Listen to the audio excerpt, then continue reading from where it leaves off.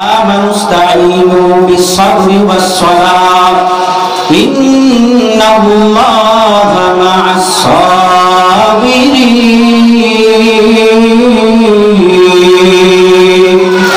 আল্লাহ পাক রব্বুল আলামিন বলেন, হে ঈমানওয়ালারা, তোমরা যারা ঈমান আনছো, দুনিয়ার জমিনে গেছো, আমি আল্লাহর সাহায্য ছাড়া তোমরা চলতে পারবা না।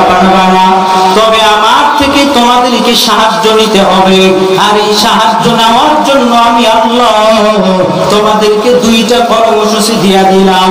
এই দুই কর্মসূচি পালন করে যারা আমি আল্লাহর থেকে সাহায্য চাবে, অবশ্যই তারা আল্লাহর থেকে সাহায্য পেয়ে যাবে। আল্লাহ এক নম্বরে বিসবর, দুই নম্বরে বলে ওয়াসসালাহ, ধৈর্য এবং নামাজের মাধ্যমে সাহায্য চাও।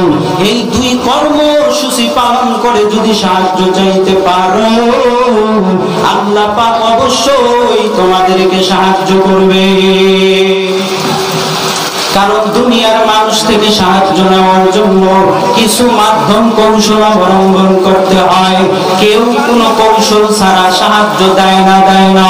এ মুসলমান যুবক ভাই, ও পর্দার অন্তরালের আম্মা জানেরা, এ চুল পাকা দাড়ি পাকা মুরব্বী, মাদ্রাসার তলাবা, স্কুল কলেজ ভার্সিটি স্টুডেন্ট বন্ধুগণ, মহাব্বতের নজরে জিহ্বাটা নাড়াইয়া উঁচু আওয়াজে আমার কথা বুঝে থাকলে বলেন তো, আল্লাহ থেকে সাহায্য নিতে হলে কয়টা কর্মসূচি পালন করা লাগবে?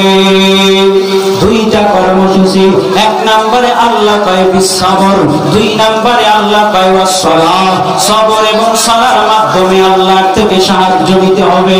কারণ বান্দা জানো না, এই দুনিয়াওয়ালাদের থেকে যদি তোমরা সাহায্য নিতে চাও, এমপি মন্ত্রী তারপরে চেয়ারম্যানের থেকে সাহায্য নিতে হলে একটা কৌশল অবলম্বন করতে হয়, একটা তরিকার মাধ্যমে সাহায্য চাইতে হয়। এমনি আপনাদের এই বারোহাস ইউনিয়নের চেয়ারম্যানের কাছে যায় যদি কেউ সাহায্য নিতে চায়, কোনো একটা তরিকা বা বিনয়ের সাথে সাহায্য চাইতে হবে। বিনা তরিকায় কেউ কাউকে সাহায্য করে না। এই কারণে আল্লাহ কয়, হে ঈমানওয়ালারা, তোমরা যারা আমার থেকে সাহায্য নিবা, আমার থেকে সাহায্য নেওয়ার জন্য দুইটা কর্মসূচি পালন করো। এক নাম্বার বিসবর, দুই নাম্বার বিসসালাহ। এই সবর সালার মাধ্যমে যদি সাহায্য নিতে চাও, অবশ্যই তোমরা সাহায্য পেয়ে যাইবা। কারণ বান্দা এই দুনিয়ার জমিনে ছোট্ট সন্তান মার থেকে বাবার থেকে তার নিজের প্রয়োজন পুরা করার জন্য একটা পুঁজি দেয়, সেটা হলো কান্নার পুঁজি। এই কান্নার পুঁজি দিয়া ছোট্ট সন্তান বাবা মার থেকে তার প্রয়োজন মিটায় নেয়। এর মুসলমান, আল্লাহর থেকেও সাহায্য নেওয়ার জন্য দুইটা তরিকা লাগবে। এক নম্বরে ধৈর্য, দুই নম্বরে নামাজ। এখন আমাদের আকাবির বুজুর্গরা বলেন, তিনটা দোষ নাই যার ভিতরে, তার থেকে সাহায্য নিতে হবে। এক নাম্বার, যার ভিতরে স্বার্থ নাই। দুই নাম্বারে, যার ভিতরে পিছুটান নাই। তিন নাম্বারে, যার ভিতরে অভাব নাই। এই তিনটা গুণের মানুষ যদি না পাও, এমন একটা সত্তার থেকে তোমাদের সাহায্য নিতে হবে। এ মুসলমান, জিহ্বাটা নাড়াইয়া উঁচু আওয়াজে বলো না, এই জমিনে এমন কোন মানুষ আছে যার কোন স্বার্থ নাই? এমন কোন মানুষ পাওয়া যাবে না। যদি মনে করো বাবা মা স্বার্থ ছাড়া সন্তানকে ভালোবাসে, এটাও পরিপূর্ণ ভাবে 100% বলা যায় না। কারণ সোনার বাংলার জমিনের ভিতরে এমন ঘটনা ঘটে গেছে, যেই সমস্ত ঘটনার দিকে দৃষ্টিপাত করলে বোঝা যায় এই জমিনের ভিতরে স্বার্থে আঘাত লাগলে কেউ কাউকে সহ্য করতে পারে না। এই কারণে মুসলমান, আপনারা তো জানেন মা বাবা সন্তানকে ভালোবাসে, কোনো স্বার্থ নাই।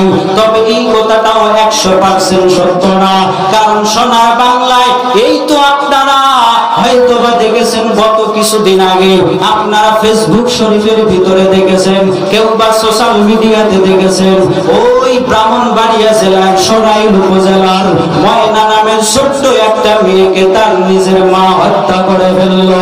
একমাত্র কারণ নিজের স্বার্থের কারণে। এই কারণে মুসলমান যুবক ভাই, তিনটা গুণ যার ভিতরে নাই তার থেকে সাহায্য নিতে হবে। এক নাম্বার, যার মধ্যে স্বার্থ নাই, আমরা তালাশ করলে, তদন্ত করলে, রিপোর্ট করলে আমাদের এটাই ফলাফল বের হয়ে আসবে যে এই জমিনের ভিতরে এমন কোন মানুষ নাই যার ভিতরে স্বার্থ নাই। স্বার্থ ছাড়া এই জমিনে কেউ নাই। দুই নাম্বার গুণ হলো যার ভিতরে পিছুটান নাই, এমন মানুষকেও পাওয়া যায় না। এই মুসলমান যারা দুই কর্মসূচি পালন করে আল্লাহর থেকে সাহায্য চাইল, তারা তো সাহায্য পেয়ে গেছেন। এই মুসলমান কিতাবের ভিতরে ঘটনা আনছেন, যুবকটার নাম হলো আব্দুল আজিজ রাহমাতুল্লাহ আলাইহি। এই যুবকটা যখন বিবাহ করলেন, তার স্ত্রীকে নিয়ে জঙ্গলের একটা কুঠরির ভিতরে বসবাস করেন। এই যুবকটা এত বড় আল্লাহওয়ালা, নিজের স্ত্রীকে নিয়ে লকালায় না থাইকা তারা জঙ্গলের একটা কুঠরির ভিতরে চলে যায়। ওখানে গিয়ে তারা আল্লাহর ইবাদতে মশগুল হয়ে যায়। এর নবীর উম্মতের দল এই আব্দুল আজিজ রাহমাতুল্লাহ আলাইহি ওই জঙ্গলের ভিতরে বসবাস করা আরম্ভ করলেন। এই দিক দিয়া আল্লাহর বান্দা একদিন জুমার দিনে জুমার নামাজ আদায় করার জন্য যখন মসজিদের দিকে যায়, আল্লাহর বান্দাকে তার বিবি সাহেব ডাক দিয়ে ভাই সাবি কই যাও? বলে নামাজ আদায়ের জন্য জুমার মসজিদে যাই। বলে দাঁড়াও, তুমি তো মেনে একটা আটার বস্তা রেখে আসো, ওটা এখনই নিয়ে আসতে হবে। যদি না নিয়ে আসো 2-3 দিনের জন্য মেলটা বন্ধ হয়ে যাবে। অবশিষ্ট কোনো আটা নাই যেটা দিয়ে আমরা 3 দিনের জীবিকা নির্বাহ করব। ও স্বামী, নামাজে যাবেন কোনো বাধা নাই, তবে মেল থেকে আটার বস্তাটা আইনা তারপরে নামাজে যান। আল্লাহর বান্দা পেরেশানির ভিতরে পড়ে গেল। মেল থেকে আটার বস্তা আনা দরকার, এইদিকে নামাজেও যাওয়া দরকার। এইরকম টেনশন যখন করতেছেন, হঠাৎ করে ওই আল্লাহর বান্দার এই আয়াতের কথা মনে পড়ে গেল। আল্লাহ যে বলছেন ঈমানওয়ালারা সাহায্য চাও 2টা পদ্ধতি, সবর এবং সলার মাধ্যমে। এই কথা স্মরণ হওয়ার পর আল্লাহর বান্দা মসজিদের দিকে রওনা হয়ে গেলেন। প্রতিমধ্যে আবার পিছন থেকে আওয়াজ, চাচা দাঁড়াও, কই যাও? বলে জুমার মসজিদে জুমার নামাজ আদায় করার জন্য যাই। বলে দাঁড়াও, তোমার একটা গাভী ছিল, যে গাভীর দুধ বিক্রি করে তোমার সংসার চলতো। এই মুহূর্তে চাষি খবর দিছে গাভীটাকে নাকি দড়ি ছিড়াইয়া জঙ্গলে চলে গেছে। নামাজে যান, কোনো বাধা নাই। আগে জঙ্গল থেকে গাভীটা আইনা তারপরে নামাজে যান। আল্লাহর বান্দা পেরেশানি হয়ে গেল। ওইদিকে আটার বস্তা আনা দরকার, এইদিকে জঙ্গল থেকে গাভী আনা দরকার, নাইলে জঙ্গলের ভিতরে হিংস্র প্রাণী গাভীকে খেয়ে ফেলবে। আল্লাহর বান্দা পেরেশান হয়ে গেলেন। আবার ওই আল্লাহর বান্দা এই আয়াতের কথা স্মরণ করিয়া আল্লাহর বান্দা আটার বস্তা আনতে যায় নাই, এদিকে জঙ্গলেও গাভী আনতে যায় নাই। আল্লাহর বান্দা আল্লাহর ডাকে সাড়া দেওয়ার জন্য মসজিদে চলে গেছে। এবার মসজিদের গেইটে গিয়ে হাজির, ঢুকবে ভাব।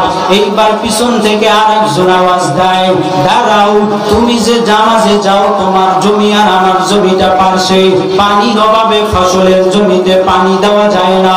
তুমি একটু এখনই গিয়ে মেশিনওয়ালার সাথে যোগাযোগ করো। যদি যোগাযোগ না করো তাহলে 3 দিনের জন্য, 5-6 দিনের জন্য আর ফসলের জমিতে পানি দিতে পারবা না। এই কারণে তুমি যে এই নামাজে যাও, আগে এই মেশিনওয়ালার কাছে গিয়া পানিটা আইনা তারপরে নামাজে যাও। আল্লাহর বান্দা এই দিকে না যাইয়া ঘটনা সংক্ষেপ করে দিলাম। নামাজ পড়িয়া আল্লাহর দরবারে ফরিয়াদ করতেছে, আল্লাহ 3টা বিপদকে উপেক্ষা করে তোমার দরবারে হাজিরা দিলাম। ও আল্লাহ, তুমি মেহেরবানি করে আমাকে এই 3টা বিপদ থেকে মুক্তি দাও। আল্লাহর বান্দা এই বলিয়া যখন বাড়ির ভিতরে চলে আসলেন, আসার পরে তাকাইয়া দেখে তার বিবি সাহেবা বসে বসে রুটি বানাইতেছে। আবার জঙ্গলের যেই গাভীটা চলে গিয়েছিল সেটাও দেখে গয়নের ভিতরে বান্দা। আল্লাহর বান্দা তার বিবি সাহেবাকে জিজ্ঞাসা করলেন কেমনে কি হয়ে গেল। এইবার তার বিবি সাহেবা বলে, স্বামী আমার, তুমি তো আটার বস্তা আনো নাই, নামাজে মসজিদে গিয়েছো। আমি যখন নামাজ পড়িয়া যাই, নামাজের মুসাল্লায় দাঁড়াইয়া রইলাম, হঠাৎ করে আমার গেটের ভিতরে আওয়াজ। আমি দরজাটা খুলে দিলাম, দেওয়ার পরে দেখি একটা বৃদ্ধা মহিলা মাথায় আটার বস্তা নিয়ে আইসা বলে, তোমাদের আটার বস্তাটা তোমরা নিয়ে নাও। আমি বললাম, কে বলেছে আমাদের আটার বস্তাটা আনার জন্য? বৃদ্ধ মহিলাটা ডাক দিয়া কয়, আমার আটার বস্তাটাও মিলেছিল, তোমাদেরটাও ছিল, আমি ভুল করে তোমাদেরটা নিয়ে আসি, নিয়ে নাও। এ মুসলমান, গাভীটা কেমনে আসলো বলো? এইবার ওই আল্লাহর বান্দি থেকে বলে, আমি যখন নামাজ শেষ করলাম, আমার ঘরের জানালা দিয়া নজর কইরা তাকাইয়া দেখি জঙ্গলের একটা বিশাল আকারের বাঘ আমার গাভীটাকে ধাওয়া করতেছে। গাভীটা আমার বাড়ির দিকে আসতেছে। হঠাৎ করে আমি দরজাটা খুলে দিলাম। গাভীটা যখন ভিতরে ঢুকে গেল, ওই দিক থেকে বাঘটা চলে গেল। আমার মনে হইল ওই বাঘটা আমার গাভীটাকে আমার বাড়িতে পৌঁছাইয়া দেওয়ার জন্য এসেছিল। আল্লাহর বান্দা খুশি হয়ে মেশিনওয়ালার কাছে না যাইয়া জমিতে যাওয়ার পরে তাকাইয়া দেখে জমিটাও পানিতে পরিপূর্ণ হয়ে গেল। এইবার ডাক দিয়া কয়, পানি তো আমি দিতে বলি নাই, কেমনে পানি দিয়েছো বলো? এইবার মেশিনওয়ালা ডাক দিয়া কয়, ভাই তোমার পাশের জমিটাকে আমি যখন পানির পাইপ লাগাইয়া ঘুমাইয়া গেলাম, এখন ঘুমাইছি, ঘুম থেকে উঠিয়া দেখি এই জমিটা পানিতে পরিপূর্ণ হইয়া আইল বয়ে বয়ে তোমার জমিটাও পানিতে পরিপূর্ণ হয়ে গেছে। এই কারণে মুসলমান যুবক ভাই, সময় যেহেতু খুবই সংকীর্ণ, এ কারণে সংকীর্ণর ভিতরে আমি অধিক সংকীর্ণ করে খুব দ্রুত আল্লাহ পাকের যে কর্মসূচি, আল্লাহ পাইয়া আইয়ুহাল্লাযীনা লা শারীকা লাহু ونشهد أن سيدنا وسندنا وحبيبنا وطبيب قلوبنا وأولانا ومولانا محمدا عبده ورسوله. أما بعد فقد قال الله تعالى في كلامه المجيد والفرقانه الحميد.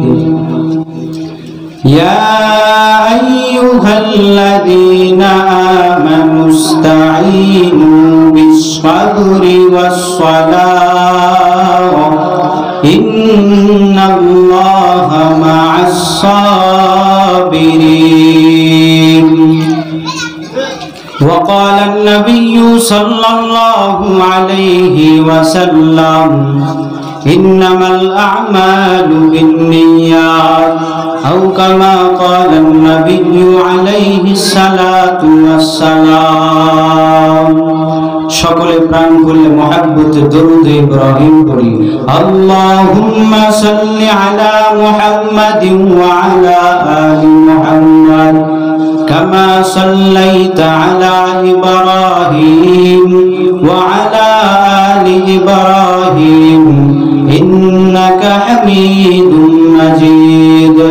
আল্লাহুম্মা বারিক আলা মুহাম্মাদিন ওয়া আলা আলি মুহাম্মাদ কামা বারাকতা আলা ইব্রাহিম ওয়া আলা আলি ইব্রাহিম ইন্নাকা হামিদুম মাজিদ।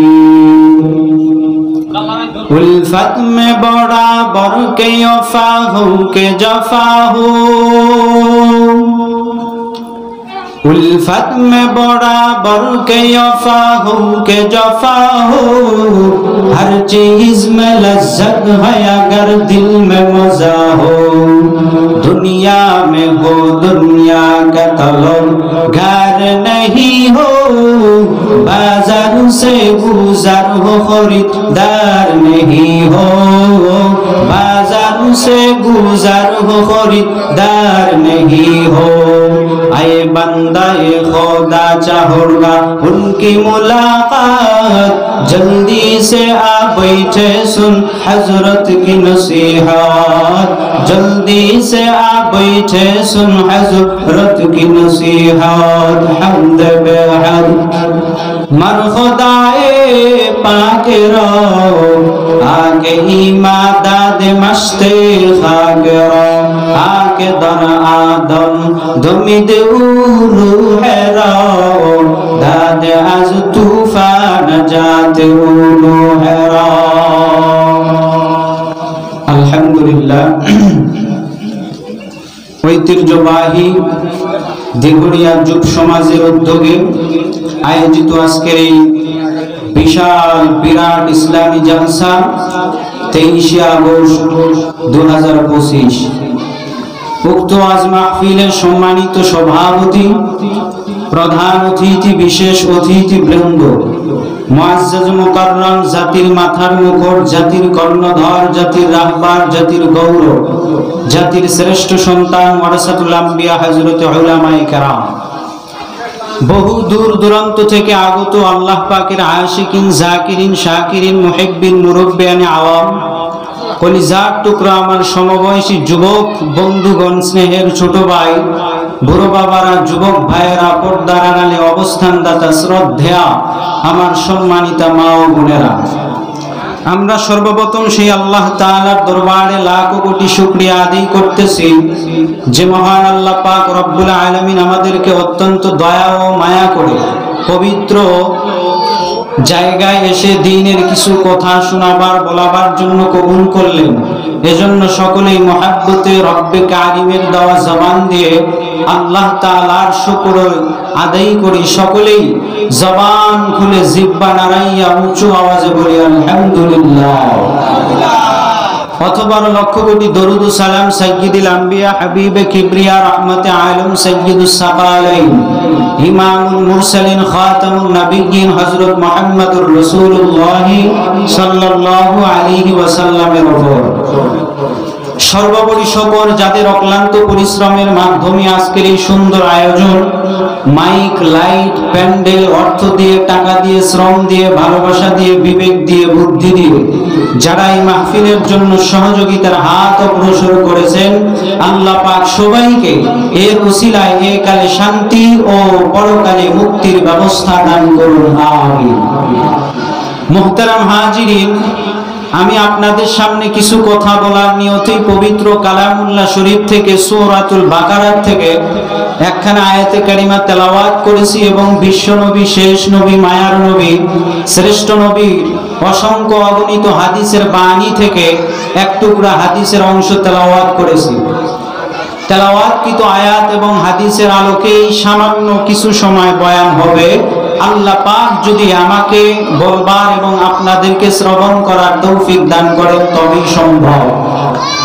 তো আপনারা জানেন আবহাওয়ার পরিস্থিতিটা অত্যন্ত খারাপ। গত 3-4 দিন আগের থেকেই বৃষ্টি, আজকেও এখনো পর্যন্ত বৃষ্টি হচ্ছে। তো আল্লাহ পাক রব্বুল আলামিন যদি আমাদেরকে বৃষ্টিতে ভিজাইয়া যদি বয়ান শোনার জন্য আল্লাহ যদি আমাদেরকে চায়, তাহলে বৃষ্টিতে বয়ান শুনতে কারা কারা রাজি আছেন? দুইটা হাত তুলেন, আল্লাহ পাক কবুল করেন, আমিন। মুসলমান ভাইরা আমার, বর্তমান পরিস্থিতিটা বড় নাজুক আর দুর্বল। মুসলমানেরা নিরাপত্তা পালন করতে করতে করতে করতে বেঈমানেরা এমন সীমায় গিয়ে পৌঁছে গেছে যে তারা সুযোগ পায় শুধু মুসলমানের উপরে বারবার বারবার আঘাত করতেছে। এই আঘাত করার কারণ দোষটা বেঈমানের নয়, দোষটা হলো মুসলমানের। কারণ মুসলমানের ভিতরে দলে দলে ভাগ হয়ে গেছে, এক দল মার খায়, এক দল হাসে, আর এক দল কান্না করে। এই হলো মুসলমানের হালাত। এখনো যদি গোটা বিশ্বের মুসলমান এক হইয়া যদি বেঈমানদের বিরুদ্ধে আওয়াজ দেয়, বাংলার জমিন থেকে বেঈমানেরা ইঁদুরের মতো গর্তে পালাইবে, আর বাংলার জমিনে মাথা উঁচু করে দাঁড়াইতে পারবে না। এজন্য আওয়াজ দিতে হবে। ইমানের আওয়াজ যেখানে আছে, ইমানের আওয়াজ যেখানে আছে সেখানে বুলেট গ্রেনেড সব ফেল, ঠিক কিনা জোরে কোন? কারণ মুসলমানের ইতিহাস তারা আওয়াজ দিয়েই বিজয় অর্জন করেছেন। সারা বাংলাদেশের ভিতরে যখন ইসলামের বিরুদ্ধে আর কোরআনের বিরুদ্ধে ষড়যন্ত্র হয়, মুসলমান তাকবীরের আওয়াজ দিয়া বাংলার জমিন থেকে নাস্তিকদের কবর রচনা করে দেয়। এজন্য মুসলমান হলো সিংহের জাতি। আপনারা যারা বলছেন যতক্ষণই কথা হোক আপনারা একটা আওয়াজ দিবেন আমার সাথে, পারবেন তো? ইনশাআল্লাহ পারলে আপনারা আওয়াজ দিলে যারা ওয়াইজিন আছে এদের কথা বলা কি হয়, সহজ হয়ে যায়, এরা একটু উৎসাহ পায়। এই কারণে আপনারা যতক্ষণ আছেন বৃষ্টি হোক এত সমস্যা নাই। আল্লাহ যদি বৃষ্টি দেয় ইনশাআল্লাহ, যদি বৃষ্টি হয় আমি আছি, আপনারা থাকবেন কিনা? আল্লাহ কবুল করুন। তো মুহতারাম হাজিরিন, আমি আপনাদের সামনে বয়ান করার জন্য সূরাতুল বাকারার একখানা আয়াতে কারিমা তেলাওয়াত করেছি। আল্লাহ পাক রব্বুল আলামিন এই সূরাতুল বাকারার ভিতরে ঈমানওয়ালাদেরকে সম্বোধন করে ডাক দিয়া আল্লাহ পাক দুইটা কর্মসূচির কথা বলছেন। যে ঈমানওয়ালারা, তোমরা যারা দুনিয়াতে গেছো, দুনিয়াতে তো সাহায্য ছাড়া চলতে কেউ পারবে না, তবে সাহায্য নিতে হবে আল্লাহর থেকে। দুনিয়ার কোনো মানুষের থেকে সাহায্য নিতে হবে না, আল্লাহর থেকেই সাহায্য নিতে হবে। আর আল্লাহর থেকে সাহায্য নেওয়ার জন্য আল্লাহ পাক দুইটা কর্মসূচির কথা বলেছেন। যেমন আয়াতের দিকে লক্ষ্য করুন, আল্লাহ পাক রব্বুল আলামিন বলেন, ইয়া আইয়ুহাল্লাযীনা আমানু, হে দুনিয়ার ইমানদার নারী পুরুষ, ধনী গরিব, শিক্ষিত অশিক্ষিত, আলেম ও আওয়াম, তোমরা যারা দুনিয়াতে গেছো সাহায্য ছাড়া চলতে পারবা না, তবে সাহায্য যে নিবা, কার থেকে নিবা? এই সাহায্য নেওয়ার জন্য আল্লাহর থেকে আল্লাহ দুইটা কর্মসূচির কথা বলছেন। এক নাম্বার কর্মসূচি হলো বিসবর, দুই নাম্বার কর্মসূচি হলো ওয়াসসালাহ। সবর এবং সালার মাধ্যমে এই আল্লাহর থেকে সাহায্য নিতে হবে।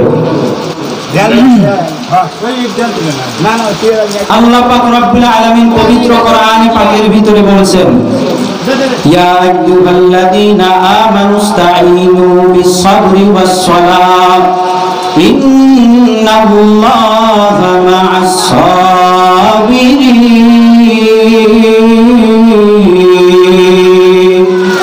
আল্লাহ পাক রব্বুল আলামিন বলেন, হে ঈমানওয়ালারা, তোমরা যারা ঈমান আনছো, দুনিয়ার জমিনে গেছো, আমি আল্লাহর সাহায্য ছাড়া তোমরা চলতে পারবা না। তবে আমার থেকে তোমাদেরকে সাহায্য নিতে হবে। আর এই সাহায্য নেওয়ার জন্য আমি আল্লাহ তোমাদেরকে দুইটা কর্মসূচি দিয়া দিলাম। এই দুই কর্মসূচি পালন করে যারা আমি আল্লাহর থেকে সাহায্য চাবে, অবশ্যই তারা আল্লাহর থেকে সাহায্য পেয়ে যাবে। আল্লাহ এক নম্বরে বিসবর, দুই নম্বরে বলে ওয়াসসালাহ, ধৈর্য এবং নামাজের মাধ্যমে সাহায্য চাও। এই দুই কর্মসূচি পালন করে যদি সাহায্য চাইতে পারো, আল্লাহ পাক অবশ্যই তোমাদেরকে সাহায্য করবে। কারণ দুনিয়ার মানুষ থেকে সাহায্য নেওয়ার জন্য কিছু মাধ্যম কৌশল অবলম্বন করতে হয়। কেউ কোনো কৌশল ছাড়া সাহায্য দেয় না। এ মুসলমান যুবক ভাই, ও পর্দার অন্তরালের আম্মা জানেরা, এ চুল পাকা দাড়ি পাকা মুরব্বী, মাদ্রাসার তলাবা, স্কুল কলেজ ভার্সিটির স্টুডেন্ট বন্ধুগণ, মহাব্বতের নজরে জিহ্বাটা নাড়াইয়া উঁচু আওয়াজে আমার কথা বুঝে থাকলে বলেন তো, আল্লাহ থেকে সাহায্য নিতে হলে কয়টা কর্মসূচি পালন করা লাগবে? দুইটা কর্মসূচি কর্মসূচি। এক নম্বরে আল্লাহ কয় বিসবর, দুই নম্বরে আল্লাহ কয় ওয়াসসালাহ। সবর এবং সালার মাধ্যমে আল্লাহর থেকে সাহায্য নিতে হবে। কারণ বান্দা জানো না, এই দুনিয়াওয়ালাদের থেকে যদি তোমরা সাহায্য নিতে চাও, এমপি মন্ত্রী তারপরে চেয়ারম্যানের থেকে সাহায্য নিতে হলে একটা কৌশল অবলম্বন করতে হয়, একটা তরিকার মাধ্যমে সাহায্য চাইতে হয়। এমনি এমনি আপনাদের এই বারুহাস ইউনিয়নের চেয়ারম্যানের কাছে যায় যদি কেউ সাহায্য নিতে চায়, কোন একটা তরিকা বা বিনয়ের সাথে সাহায্য চাইতে হবে। বিনা তরিকায় কেউ কাউকে সাহায্য করে না। এই কারণে আল্লাহ কয়, হে ঈমানওয়ালারা, তোমরা যারা আমার থেকে সাহায্য নিবা, আমার থেকে সাহায্য নেওয়ার জন্য দুইটা কর্মসূচি পালন করো। এক নাম্বার বিসবর, দুই নাম্বার বিসসালাহ। এই সবর সালার মাধ্যমে যদি সাহায্য নিতে চাও, অবশ্যই তোমরা সাহায্য পেয়ে যাইবা। কারণ বান্দা এই দুনিয়ার জমিনে ছোট্ট সন্তান মার থেকে বাবার থেকে তার নিজের প্রয়োজন পুরা করার জন্য একটা পুঁজি দেয়, সেটা হলো কান্নার পুঁজি। এই কান্নার পুঁজি দিয়া ছোট্ট সন্তান বাবা মার থেকে তার প্রয়োজন মিটায় নেয়। এর মুসলমান, আল্লাহ থেকেও সাহায্য নেওয়ার জন্য দুইটা তরিকা লাগবে। এক নম্বরে ধৈর্য, দুই নম্বরে নামাজ। এখন আমাদের আকাবির বুজুর্গরা বলেন, তিনটা দোষ নাই যার ভিতরে তার থেকে সাহায্য নিতে হবে। এক নাম্বার যার ভিতরে স্বার্থ নাই, দুই নাম্বারে যার ভিতরে পিছুটান নাই, তিন নাম্বারে যার ভিতরে অভাব নাই। এই তিনটা গুণের মানুষ যদি না পাও, এমন একটা সত্তার থেকে তোমাদের সাহায্য নিতে হবে। এ মুসলমান, জিহ্বাটা নাড়াইয়া উঁচু আওয়াজে বলো না, এই জমিনে এমন কোন মানুষ আছে যার কোনো স্বার্থ নাই? এমন কোন মানুষ পাওয়া যাবে না, পাওয়া যাবে না। যদি মনে করো বাবা মা স্বার্থ ছাড়া সন্তানকে ভালোবাসে, এটাও পরিপূর্ণভাবে 100% বলা যায় না। কারণ সোনার বাংলার জমিনের ভিতরে এমন ঘটনা ঘটে গেছে, সেই সমস্ত ঘটনার দিকে দৃষ্টিপাত করলে বোঝা যায় এই জমিনের ভিতরে স্বার্থে আঘাত লাগলে কেউ কাউকে সহ্য করতে পারে না। এই কারণে মুসলমান, আপনারা তো জানেন মা বাবা সন্তানকে ভালোবাসে, কোনো স্বার্থ নাই। তবে এই কথাটাও 100% সত্য না। কারণ সোনার বাংলায় এই তো আপনারা হয়তো বা দেখেছেন, গত কিছুদিন আগে আপনারা ফেসবুক শরীফের ভিতরে দেখেছেন, কেউ বা সোশ্যাল মিডিয়াতে দেখেছেন, ওই ব্রাহ্মণবাড়িয়া জেলার সরাইল উপজেলার ময়না নামের ছোট্ট একটা মেয়েকে তার নিজের মা হত্যা করে ফেলল। একমাত্র কারণ নিজের স্বার্থের কারণে। এই কারণে মুসলমান যুবক ভাই, তিনটা গুণ যার ভিতরে নাই তার থেকে সাহায্য নিতে হবে। এক নাম্বার, যার মধ্যে স্বার্থ নাই। আমরা তালাশ করলে, তদন্ত করলে, রিপোর্ট করলে আমাদের এটাই ফলাফল বের হয়ে আসবে যে এই জমিনের ভিতরে এমন কোন মানুষ নাই যার ভিতরে স্বার্থ নাই। স্বার্থ ছাড়া এই জমিনে কেউ নাই। দুই নাম্বার গুণ হলো যার ভিতরে পিছুটান নাই, এমন মানুষকেও পাওয়া যায় না। এই মুসলমান, যারা দুই কর্মসূচি পালন করে আল্লাহ থেকে সাহায্য চাইল, তারা তো সাহায্য পেয়ে গেছেন। এই মুসলমান, কিতাবের ভিতরে ঘটনা আনছেন। যুবকটার নাম হলো আব্দুল আজিজ রাহমাতুল্লাহ আলাইহি। এই যুবকটা যখন বিবাহ করলেন, তার স্ত্রীকে নিয়ে জঙ্গলের একটা কুঠুরির ভিতরে বসবাস করেন। এই যুবকটা এত বড় আল্লাহওয়ালা, নিজের স্ত্রীকে নিয়ে লোকালয় না থাইকা তারা জঙ্গলের একটা কুঠুরির ভিতরে চলে যায়। ওখানে গিয়ে তারা আল্লাহর ইবাদতে মশগুল হয়ে যায়। এর নবীর উম্মতের দল এই আব্দুল আজিজ রাহমাতুল্লাহ আলাইহি ওই জঙ্গলের ভিতরে বসবাস করা আরম্ভ করলেন। এই দিক দিয়া আল্লাহর বান্দা একদিন জুমার দিনে জুমার নামাজ আদায় করার জন্য যখন মসজিদের দিকে যায়, আল্লাহর বান্দাকে তার বিবি সাহেবা ডাক দিয়ে কয়, স্বামী কই যাও? বলে নামাজ আদায়ের জন্য জুমার মসজিদে যাই। বলে দাঁড়াও, তুমি তো মেনে একটা আটার আটার বস্তা রেখে আসো, ওটা এখনই নিয়ে আসতে হবে। যদি না নিয়ে আসো 2-3 দিনের জন্য মেলটা বন্ধ হয়ে যাবে। অবশিষ্ট কোনো আটা নাই যেটা দিয়ে আমরা 3 দিনের জীবিকা নির্বাহ করব। ও স্বামী, নামাজে যাবেন কোনো বাধা নেই, তবে মেল থেকে আটার বস্তাটা আইনা তারপরে নামাজে যান। আল্লাহর বান্দা পেরেশানির ভিতরে পড়ে গেল, মেল থেকে আটার বস্তাও আনা দরকার, এইদিকে নামাজেও যাওয়া দরকার। এইরকম টেনশন যখন করতেছেন, হঠাৎ করে ওই আল্লাহর বান্দার এই আয়াতের কথা মনে পড়ে গেল। আল্লাহ যে বলছেন ঈমানওয়ালারা সাহায্য চাও 2টা পদ্ধতি, সবর এবং সালার মাধ্যমে। এই কথা স্মরণ হওয়ার পর আল্লাহর বান্দা মসজিদের দিকে রওনা হয়ে গেলেন। প্রতিমধ্যে আবার পিছন থেকে আওয়াজ, চাচা দাঁড়াও, কই যাও? বলে জুমার মসজিদে জুমার নামাজ আদায় করার জন্য যাই। বলে দাঁড়াও, তোমার একটা গাবি ছিল, যেই গাবির দুধ বিক্রি করে তোমার সংসার চলতো। এই মুহূর্তে চাষি খবর দিছে গাবিটাকে নাকি দড়ি ছিড়াইয়া জঙ্গলে চলে গেছে। নামাজে যান, কোনো বাধা নাই, আগে জঙ্গল থেকে গাবিটা আইনা তারপরে নামাজে যান। আল্লাহর বান্দা পেরেশানি হয়ে গেল, ওইদিকে আটার বস্তা আনা দরকার, এইদিকে জঙ্গল থেকে গাবি আনা দরকার, নাইলে জঙ্গলের ভিতরে হিংস্র প্রাণী গাবিকে খেয়ে ফেলবে। আল্লাহর বান্দা পেরেশান হয়ে গেলেন। আবার ওই আল্লাহর বান্দা এই আয়াতের কথা স্মরণ করিয়া আল্লাহর বান্দা আটার বস্তা আনতে যায় নাই, এদিকে জঙ্গলে গাভী আনতে যায় নাই। আল্লাহর বান্দা আল্লাহর ডাকে সাড়া দেওয়ার জন্য মসজিদে চলে গেছে। এবার মসজিদের গেইটে গিয়ে হাজির, ঢুকবে ভাব। এইবার পিছন থেকে আরেকজন আওয়াজ দেয়, দাঁড়াও, তুমি যে নামাজে যাও, তোমার জমি আর আমার জমিটা পাশে, পানির অভাবে ফসলের জমিতে পানি দেওয়া যায় না। তুমি একটু এখনই গিয়ে মেশিনওয়ালার সাথে যোগাযোগ করো। যদি যোগাযোগ না করো তাহলে 3 দিনের জন্য 5-6 দিনের জন্য আর ফসলের জমিতে পানি দিতে পারবা না। এই কারণে তুমি যে এই নামাজে যাও, আগে এই মেশিনওয়ালার কাছে গিয়া পানিটা আইনা তারপরে নামাজে যাও। আল্লাহর বান্দা এই দিকে না যাইয়া ঘটনা সংক্ষেপ করে দিলাম। নামাজ পড়িয়া আল্লাহর দরবারে ফরিয়াদ করতেছেন, আল্লাহ 3টা বিপদকে উপেক্ষা করে তোমার দরবারে হাজিরা দিলাম। ও আল্লাহ, তুমি মেহেরবানি করে আমাকে এই 3টা বিপদ থেকে মুক্তি দাও। আল্লাহর বান্দা এই বলিয়া যখন বাড়ির ভিতরে চলে আসলেন, আসার পরে তাকাইয়া দেখে তার বিবি সাহেবা বসে বসে রুটি বানাইতেছে। আবার জঙ্গলের যেই গাভীটা চলে গিয়েছিল সেটাও দেখে গয়লের ভিতরে বান্দা। আল্লাহর বান্দা তার বিবি সাহেবাকে জিজ্ঞাসা করলেন, কেমনে কি হয়ে গেল?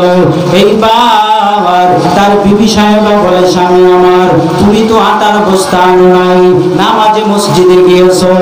আমি যখন নামাজ পড়িয়া যাই, নামাজের মুসাল্লায় দাঁড়াইয়া রইলাম, হঠাৎ করে আমার গেইটের ভিতরে আওয়াজ। আমি দরজাটা খুলে দিলাম, দেওয়ার পরে দেখি একটা বৃদ্ধা মহিলা মাথায় আটার বস্তা নিয়ে আইসা বলে, তোমাদের আটার বস্তাটা তোমরা নিয়ে নাও।